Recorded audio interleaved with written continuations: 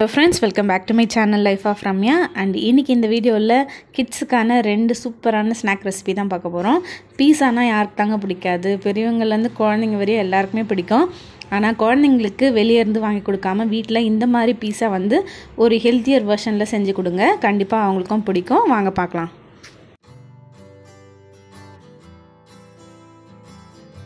நம்ம பார்க்க போகிறது பொட்டேட்டோ எக் பீஸா. இது சிம்பிளான ரெசிபி தான், ரொம்ப டேஸ்டியானதும் கூட.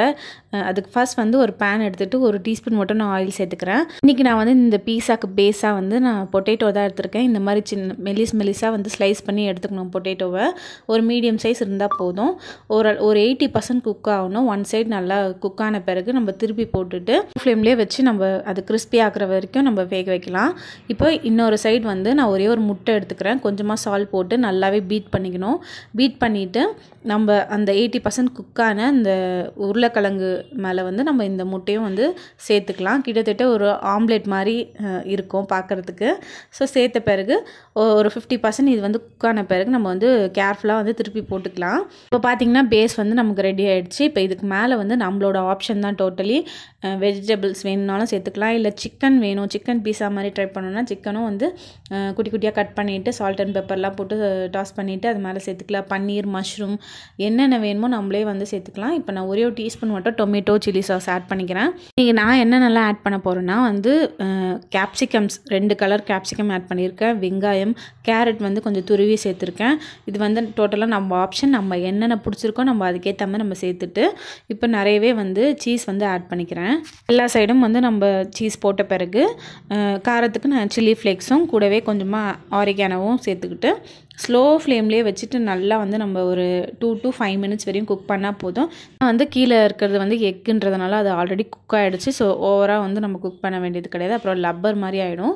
ஸோ ஒரு 5 minutesக்குள்ளேயே வந்து நம்ம எடுத்துக்கலாம். நல்ல டேஸ்ட்டாகவே இருக்கும் இந்த எக் பீஸா. கண்டிப்பாக வந்து ட்ரை பண்ணி பாருங்கள், உங்கள் குழந்தைங்களுக்கும் பிடிக்கும் கண்டிப்பாக. இது ஒரு மினி பீஸா, ஹெல்த்தியர் வெர்ஷன், நல்லாவே இருக்கும்.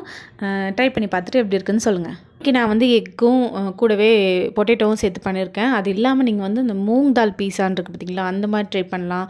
இல்லைனா சப்பாத்தி மேலே இந்த மாதிரி டாப்பிங்ஸ்லாம் போட்டு பண்ணித்தரலாம். இல்லைனா தோசையில் கூட இந்த மாதிரி பீஸா மாதிரி பண்ணித்தரலாம். நம்ம ஆப்ஷன் தான், எப்படினாலும் பண்ணிக்கலாம். செகண்ட் நம்ம பார்க்க போகிறது பீஸா ரோல் தான். இதுவுமே நல்ல டேஸ்டியாக இருக்கும். இதுக்கு நம்ம ப்ரெட் யூஸ் பண்ணலாம், சப்பாத்தி யூஸ் பண்ணலாம், எதுனாலும் நம்ம ஆப்ஷன் தான். இன்றைக்கி வந்து நான் ஒரு வீட் ப்ரெட் தான் எடுத்திருக்கேன். அதை இந்த மாதிரி 4 சைடும் கட் பண்ணி எடுத்துக்கிறேன். அப்போ தான் நம்ம வந்து ரோல் பண்ணும்போது அது கரெக்டாக ஒரு ஈவனாக இருக்கும். இப்போ வந்து நம்ம சப்பாத்தி உருட்டுற கட்டை இருக்குது பார்த்தீங்களா, அதை வச்சு நல்லா இந்த மாதிரி இன்னும் தின்னாக ஆக்கிக்கணும். இப்போ இது மேலே வந்து நம்ம பீஸா சாஸ் ரெடி பண்ணி வச்சுருந்தோம்னா பீஸா சாஸ் கூட நம்ம ஆட் பண்ணிக்கலாம்.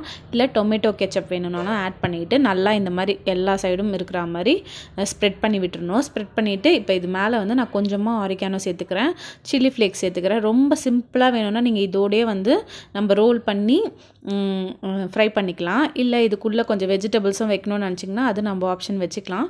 இப்போ நான் ஆரிகானோ சில்லி ஃப்ளேக்ஸ் சேர்த்துட்டு கொஞ்சமாக சீஸும் ஆட் பண்ணிவிட்டு ரோல் பண்ணிவிட்டு எக்கில் வந்து ஒரு எக் வந்து உடச்சி பீட் பண்ணி வச்சுருக்கேன்.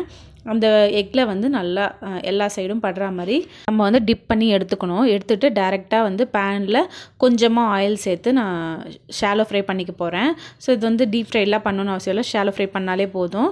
லைட்டாக ஒரு 2 to 5 minutesக்குள்ளேயே இது வந்து ரெடி ஆகிடும். வந்து எக்கில் வந்து டிப் பண்ணி எடுத்துருக்கிறதுனால ரோல் வந்து உடையவும் உடையாது, நல்லாவே வந்து அழகாக வரும். ஸோ நல்லாவே 2 சைடும் திருப்பி போட்டு குக் பண்ணி எடுத்துக்கலாம். மேலே கொஞ்சம் சாஸ் வேணும்னா நம்ம ஆப்ஷன் தான், நல்லாவே போட்டுட்டு அழகாக சாப்பிட்லாம். உள்ளே வந்து கட் பண்ணி பார்த்தா உங்களுக்கே தெரியும் சீஸ் வந்து எந்த அளவுக்கு அழகாக மெல்ட் ஆகி வந்திருக்குன்ட்டு.